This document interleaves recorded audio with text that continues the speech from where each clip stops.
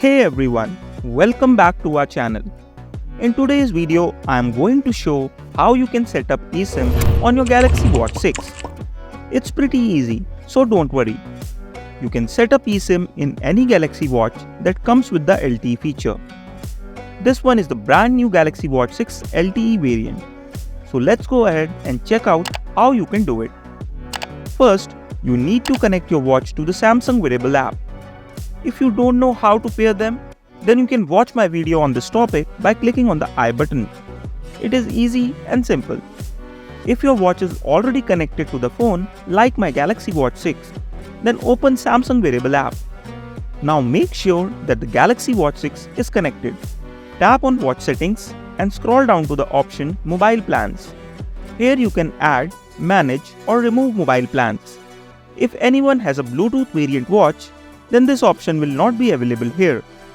You can only see this option if you are using the LTE variant of the watch. Tap on mobile plans. On the next screen, you will find information about this feature. With this feature, you can make calls and send texts directly from the watch without having the phone. Here, tap on next. It will start connecting with the service provider. You need to enter your service provider credentials here to set up eSIM on your Galaxy Watch 6. In my area, eSIM service is not chargeable, but maybe you need to pay some money for this in your location. On the next screen, it starts setting up your mobile plan for your watch. You need to tap on Use Plan. After finishing the setup, you will be able to call or text from your Galaxy Watch 6. If you see the network icon besides the Bluetooth icon on your Watch 6, then it means it is now connected to the network.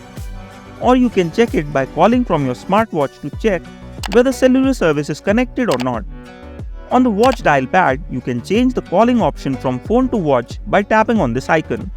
I hope you have set up eSIM on Galaxy smartwatch and it is working properly. That's all that I wanted to share with you guys.